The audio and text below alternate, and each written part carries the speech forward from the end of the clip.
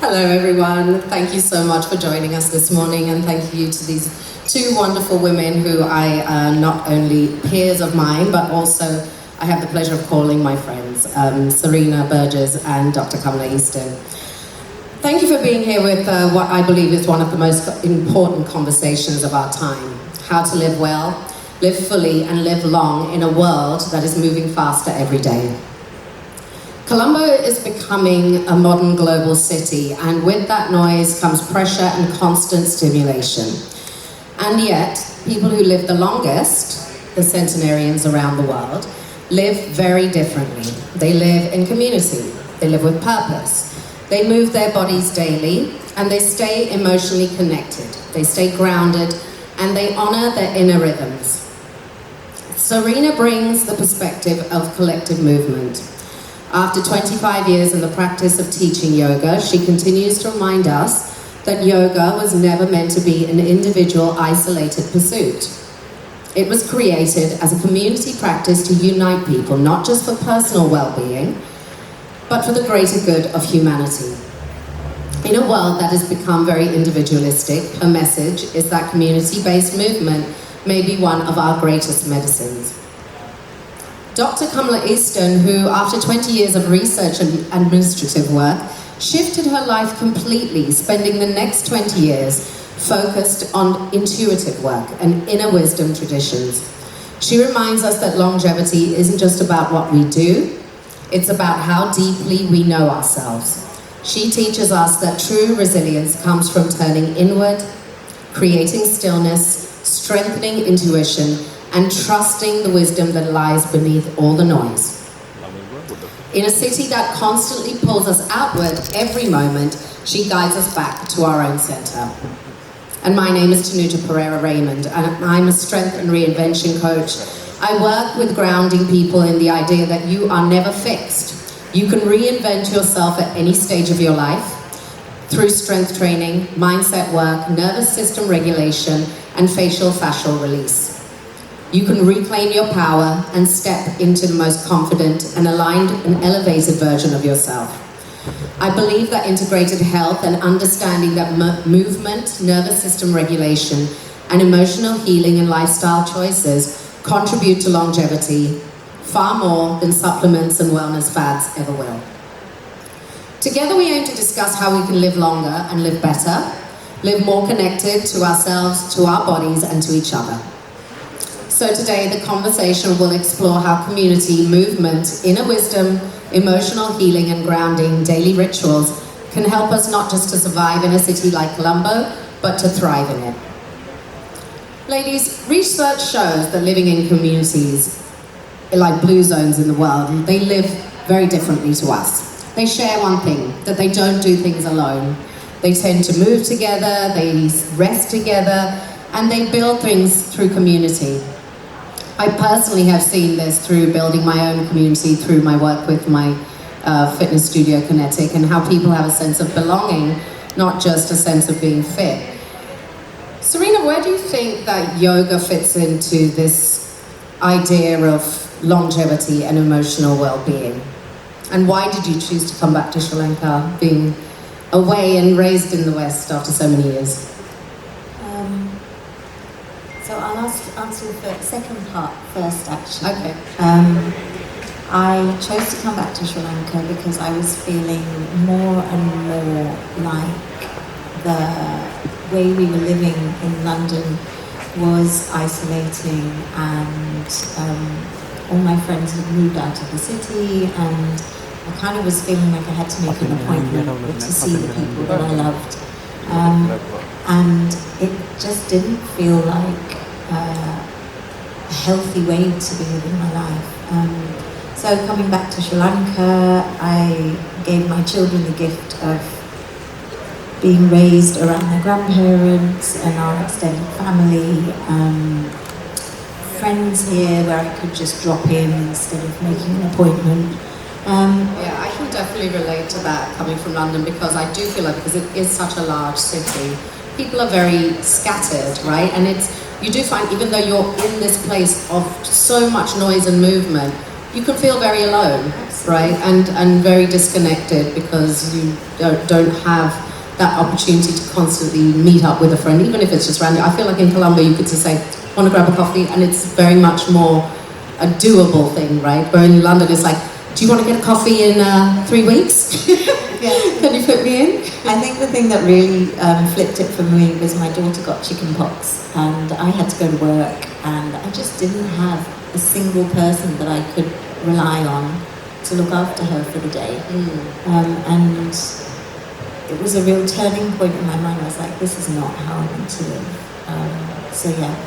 And how yoga fits into that, for me, and I guess this is the premise that my practice has kind of developed and evolved to. So yoga for sure is all the things we think of it as for knowing ourselves and our personal evolution. But my understanding of the practice is that we are also called in some way to serve, in some way to recognize our role in a wider space. One of the foundations of the practice is that we are part of a collective consciousness. We're often told in yoga classes, we are one. We're all, I am you, you are me. And I remember thinking years ago, what does that even mean? Like, I'm not you, I'm me. And over time, I've interpreted that, and it definitely is my interpretation of ancient wisdom, that actually I'm called to be in service to community, take a stand when I see injustice. All of that stuff sort of feels very much a part of my practice. So if you come to yoga class with me, you end up getting usually some kind of lovely quote that then asks you to think about how you can make a difference in your world with the things that are important to you. Your thing might be different from my thing, but once we all add up the things we find valuable and important that we want to stand up for, we end up with a better world, is my theory. Kamala, you've lived all around the world. But what was your experience of traveling around India and now Sri Lanka like, and how does it compare with the US? What differences do you see in this sense of community and belonging? Thank you, Tanuja. I was thinking, after all, I think I'm one of the older members of this panel, so I can really talk about over time.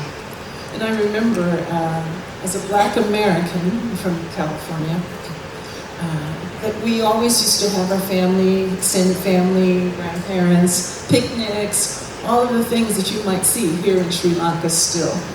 But as time went by and we became nuclear families, separated from our extended families, life changed drastically. And and I don't see that anymore in America at all, actually. One of the things that I did notice, and you brought this up about grandparents, it goes both ways. One thing I noticed is that I spent 25 plus years in India, and I would see how Indians, and probably Sri Lankans, can go to the West, go to America, and become very successful. Got the intellect, the technological skills. But the other thing that they have is this ability to live together. And so they can go, and 2 families will live together, or 5 young men will live in an apartment, and that allows them to save money so that they can save the money that they make and actually become successful in the West. Whereas we Westerners, we Americans, we don't live like that. We spend every dollar on rent, on house note, on food, everything. Whereas people who have the sense of community can be very successful in a place like the West. So there's many benefits. And the other one that I really see is, you spoke about, and also financially, we all have to pay for babysitters, for preschools, for our young ones. We don't have grandparents and aunts and uncles to take care of our kids. So that's hitting your finances right away. But it's also depriving the children of this connection with their grandparents and their aunts and uncles and cousins that you still have here in this beautiful island where everybody knows everybody and everyone is connected. And it's such a powerful, wonderful thing that you have to hold on to, I feel. The other thing is I saw a grandparent that I met in Los Angeles who, she was at her home, her old home, and she had a caregiver there.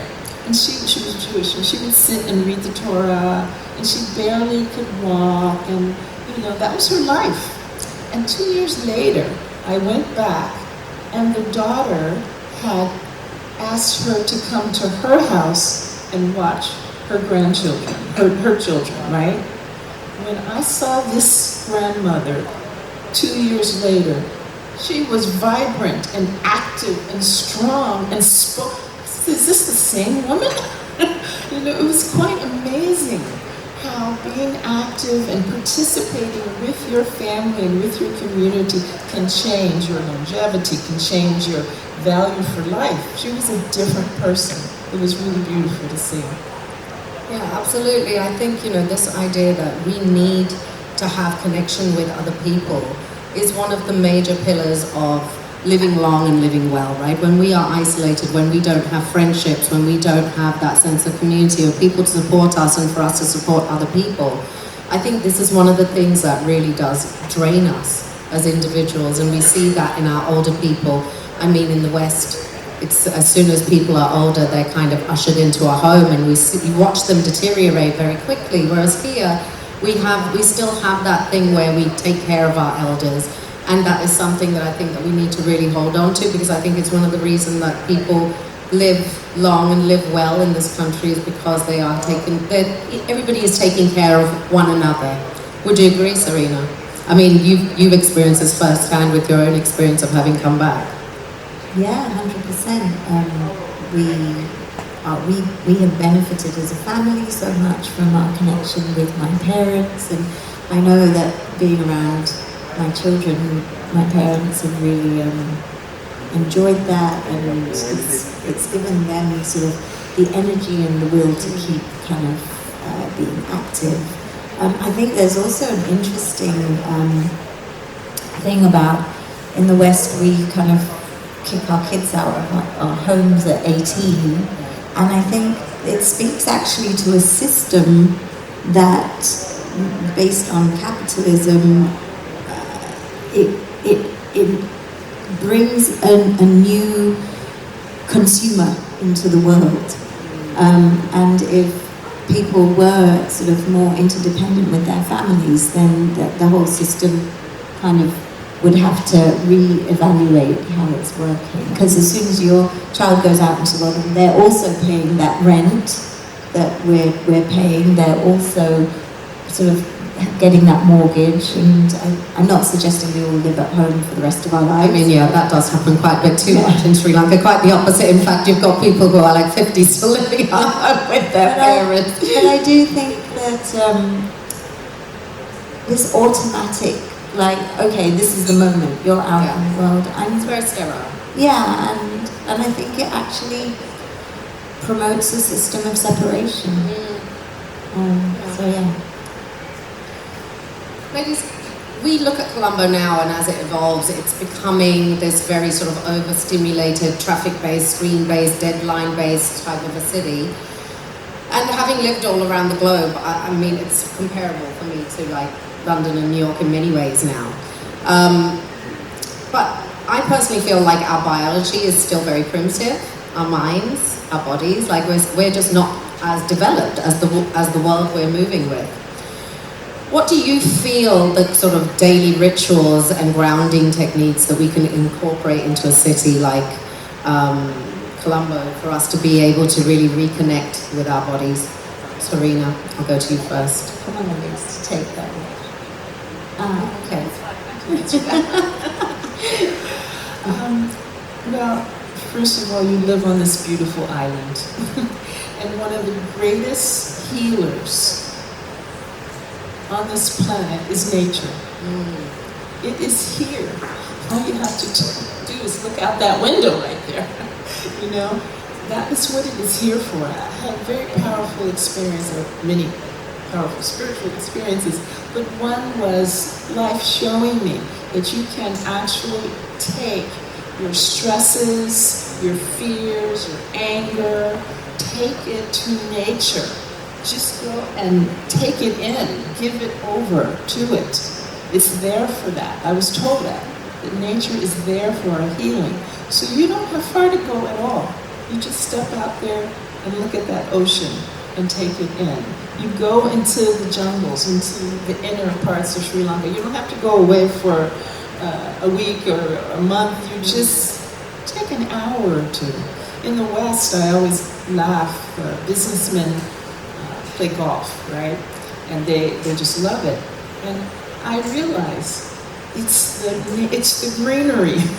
They are spending 2 hours on Saturdays walking in nature. And it's healing them, and they have no idea that it has that effect on the system. So, and I also, as a teacher, want to let you know that you can just go inside. Within you is a stillness that is bigger than this technology, than this world that we are caught up in. My whole teachings are about from the head to the heart. You know, going beyond the mind. I have this PhD. I spent 20 years in academia, and then 20 years not using this at all.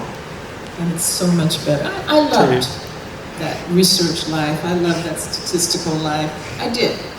But I like this one much more.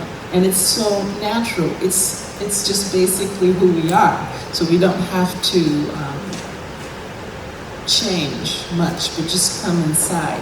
And it's a beautiful balance for this technological world. And I just want to say that having went to India first 26 years ago, and I remember the people that I would meet, they would say, come home, you know, these big hearts, like I feel the hearts in Sri Lanka. And yet 26 years later, when I was in India, it was just give me money. I'm not meaning to put the country down, but you know, the energy had shifted because of this focus on money, focus on success. You know, everything had changed, and it was so sad. But here in Sri Lanka, when I decided to move here, come here, I asked one of my students who had been, I said, so seriously, tell me really, what did you think about Sri Lanka?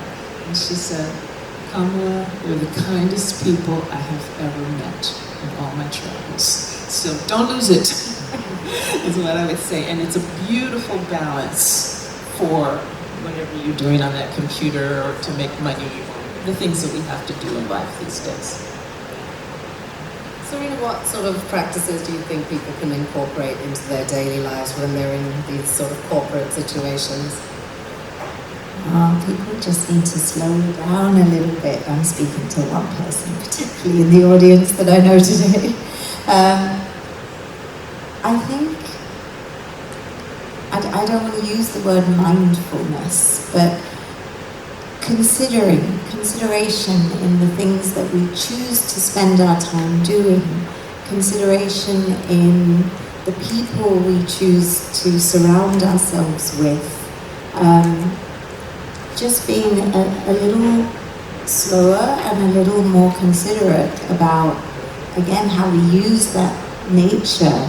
Agreed, we must use nature for absorbing and reconnecting, but we also have to be considerate about how we're treating our planet. And I just think this ability to consider all of our choices will help us to slow down.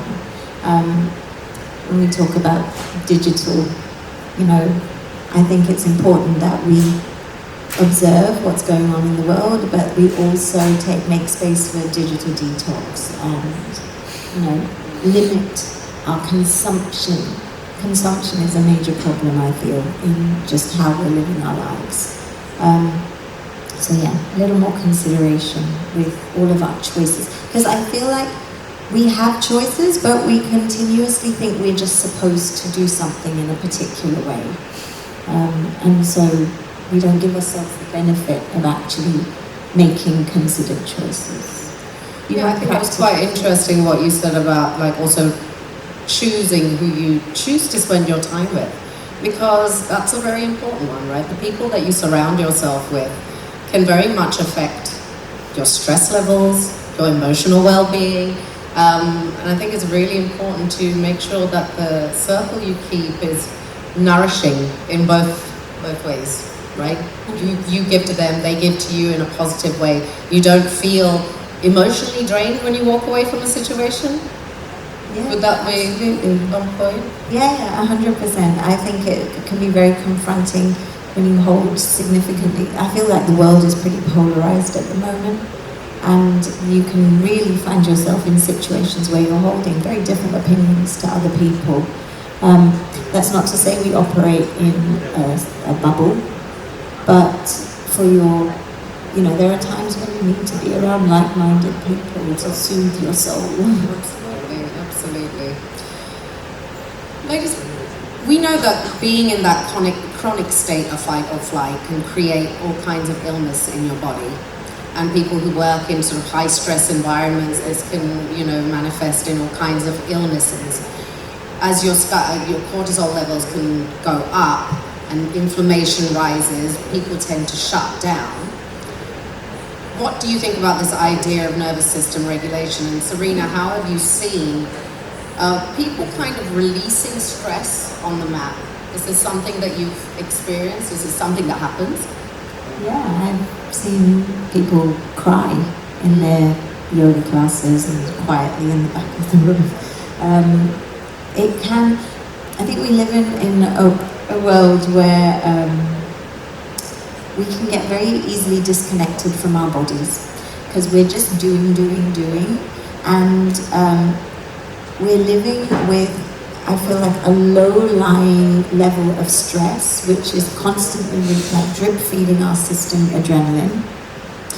And we weren't built for that.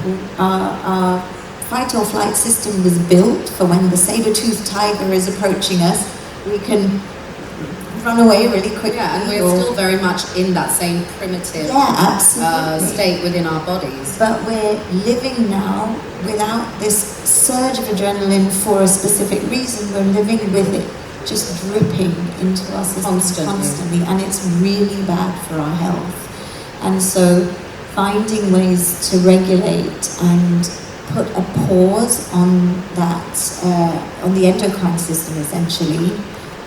We have lots of those practices in yoga. In fact, I can probably teach a quick one now. Oh yes, we'd love that. Would you guys like to learn something today? Let's do it. Go for it, Serena. So I teach, this is super simple, it's my favorite one, and I make everybody have a homework when they do it, which is teach one other person. Because it's really easy. And it literally, we have lots of nerve endings in our skin and our palms in particular, and it's called the soothing finger meditation. And all you have to do is with your thumb bring it to the base of your index finger, and you inhale and you just stroke up your index finger, and you exhale, you stroke down. You move it across to the next one, you inhale, you exhale. See if you can do it with your eyes closed, it's more effective. Inhale, exhale, inhale, exhale. You can go back to the beginning if you wanted to do one more round with your eyes closed, working with your own breath, but you need to really slide your thumb from the base of the finger all the way up to the tip of the finger, and coordinate your breath.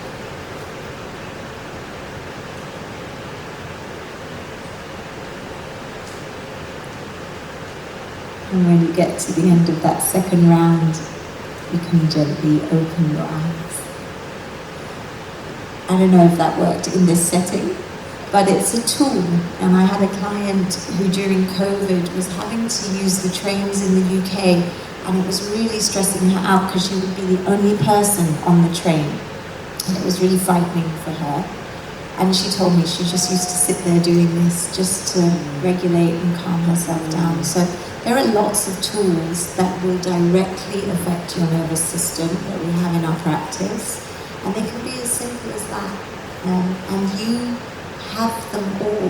They're like in your body. That's the thing. I mean, that's what we need to understand. There's so many things that are within our own bodies that we can activate by ourselves without trying to look outside for the solutions to our stress. We just have to look in. So I do this type of face massage on people, and sometimes when people come and lay on my table, they come for aesthetic purposes, but I see as soon as they lay down, they close their eyes, their eyelids are fluttering because they are so highly stressed that their nervous system is literally unable to just calm down, not even for that moment that they come for this hour of relaxation.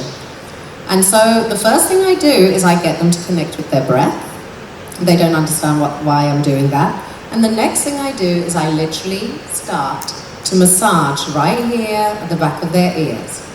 And this area is where your vagus nerve is. And so immediately I start to see, as I start to put pressure on that area, gentle pressure, but just gently getting them to breathe and holding that area, I start to see the eyelashes go from this to this.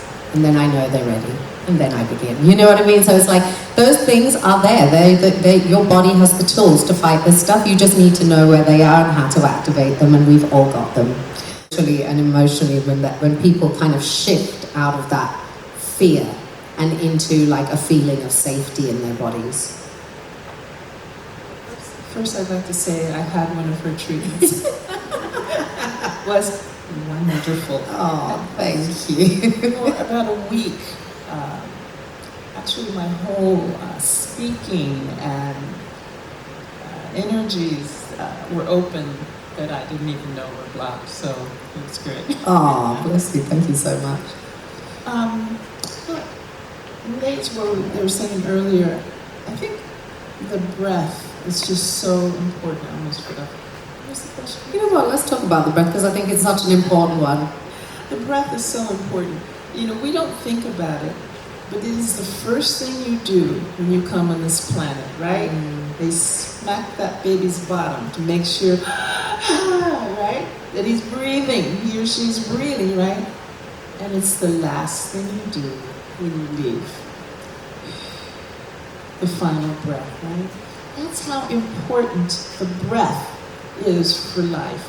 But we have no clue as to how powerful breath is. You know, you can go without food for a month or whatever, you can go without water for a week, but the breath you can't go without for a few minutes, right? And so the breath actually has so many healing abilities that we're just not aware of.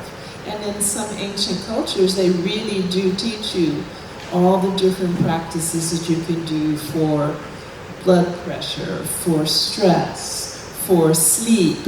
There's different rhythms of breath that you can do to heal everything. And in the moment, to just, you know, bring that stressful situation down to something more manageable. So it's not something that you have to do externally. Right within us is breathing.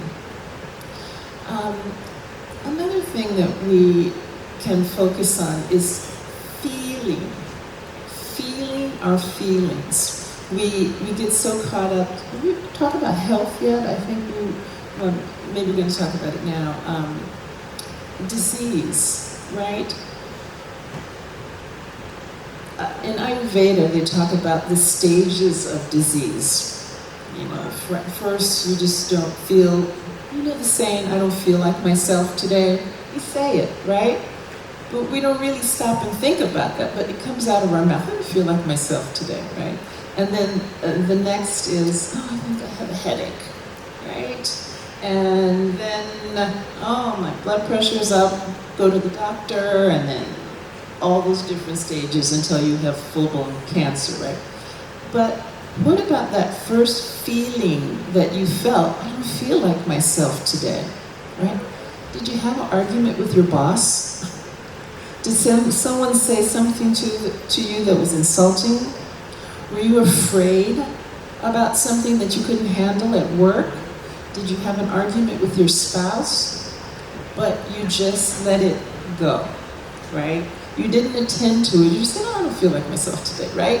But the body picks up everything. It knows everything. And so when we can begin to stop and actually feel what we're feeling. I always say, if you think about it at night, and maybe you had an argument with someone.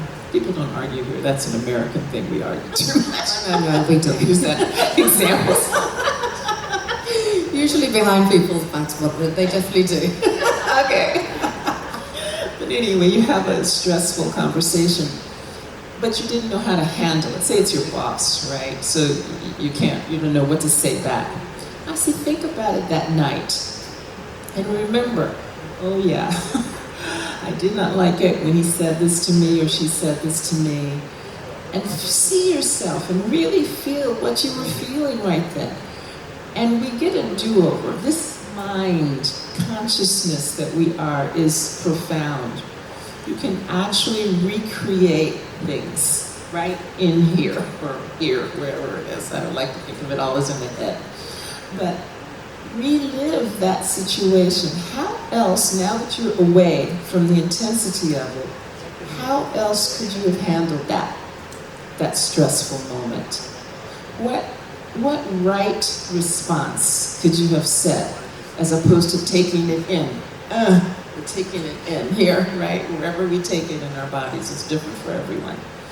But do a redo, a do-over. See yourself speaking back to that person in a right way, not yelling at you, but you know, I really don't agree with what you said about that. I'll go along because you're my supervisor or whatever, but I think this is a really good way we could do it. Or whatever you can think of after the fact. You just weren't able to handle it in that moment. And when we can do these redos in our head, first of all, it gives you the opportunity that next time when it happens, you have something to say. Yeah, so what do you think of that idea? Like, how important do you think it is for us to be able to express ourselves and our feelings? Because those kind of stored emotions in the body very much, you know, do take up, they take up so much of that space of making us feel stressed and angry, and you know, then leads into disease and illness and all this kind of stuff because we haven't been able to express with our words how we actually feel. And I do feel like in Sri Lanka, people they're non-confrontational by nature, right? So instead of saying what they feel, they will repress that feeling, right? And how does that really, you know, contribute to our stress and our longevity? Exactly, and I really feel that just this ability to feel what you feel.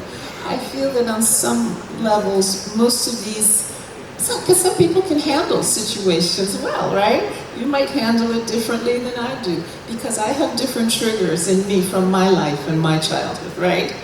Depending on how our parents were, then we're able to say something back. We don't say anything at all, you know, what our life was.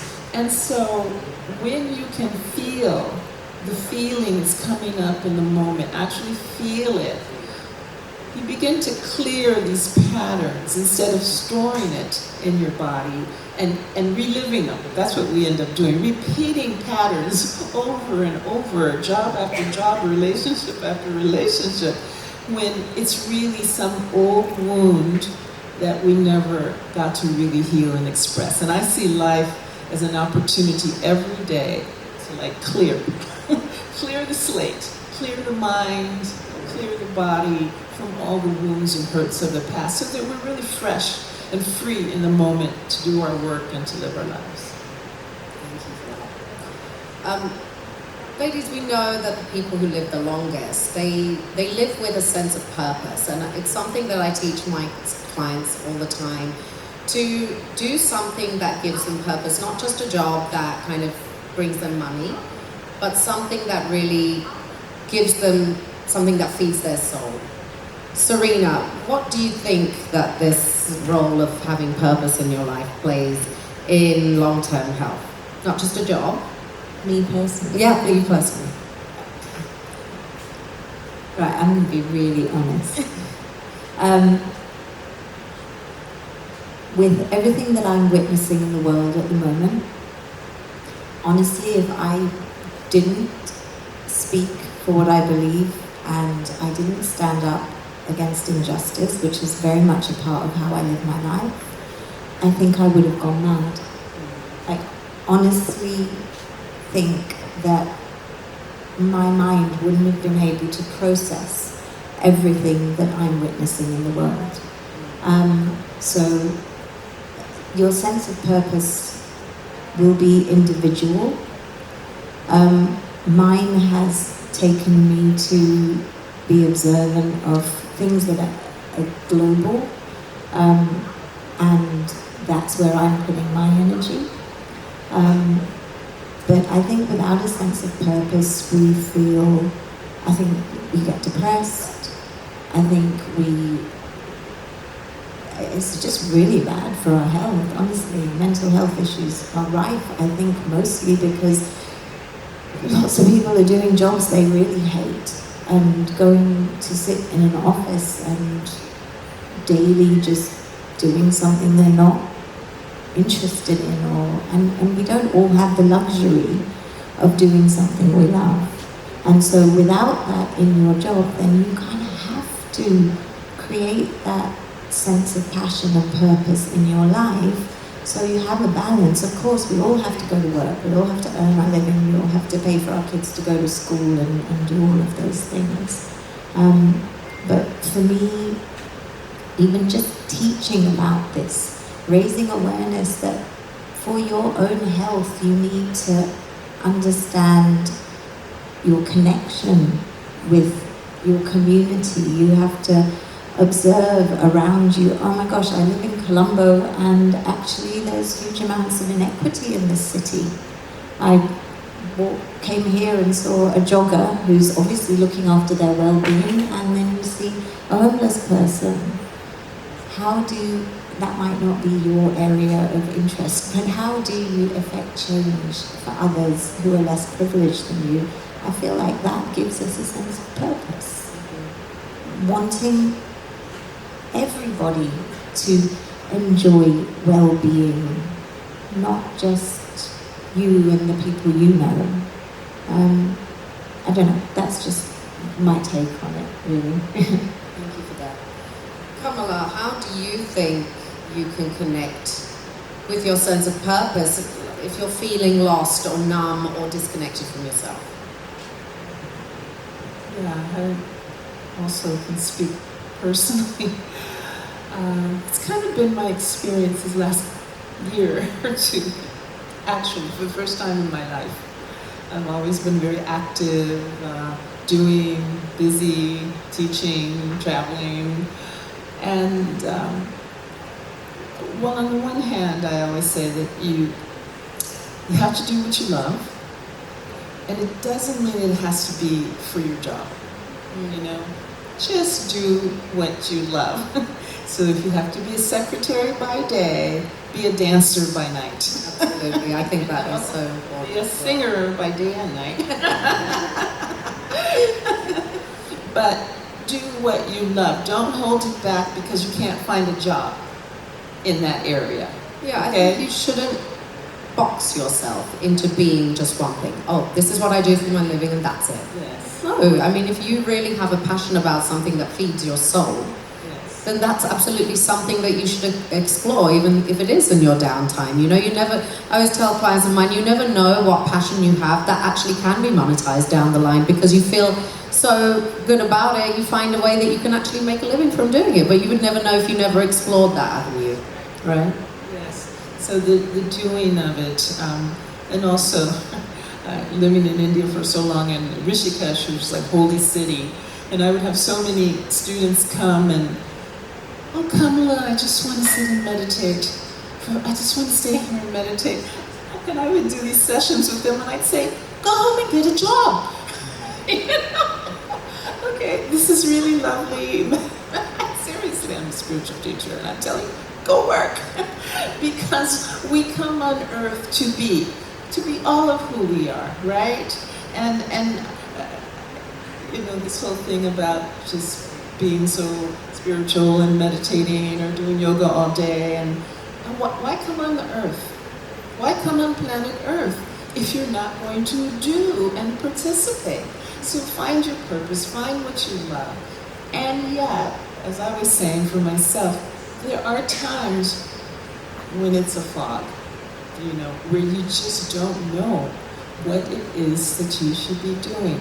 And you need to be still and really listen to yourself. Maybe it's time for that inner healing work that you need to do. Maybe there's some new thing, new purpose that's going to be born in you, but you can't do that until you have worked with whatever it is that you need to within yourself. So that waiting period is a little tough sometimes when that new thing hasn't shown itself.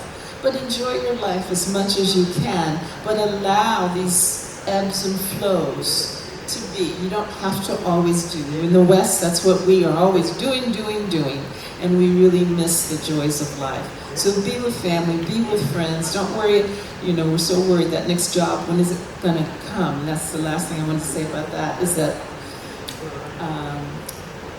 I know that within us is everything. All the answers, all the help. We live from this human mind.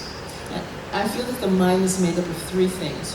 What our parents taught us, what we learned in school, and what we read, and our experiences in life, right? That's pretty much what's in here, or wherever the brain is, the mind is. If I was raised in Japan, my parents would have taught me something different. I would have learned different things in school, and my experiences would be different, right? So each of us has a limited amount of information in here. But in here is the unlimited. And we all have that oneness that you were talking about, and it is aware of everything. So a lot of people come to me and say, I hate my job, but I can't leave because how am I going to pay my bills, right? So they stay stuck. I hate my job, but I can't leave, I'm stuck, right? But when we go, that's what the mind knows. That's all the mind can see. I hate my job, I'm not going to be able to take care of my family. It's stuck. It's so small. But this greater self that you are connected to all, that oneness, knows 10 options for you.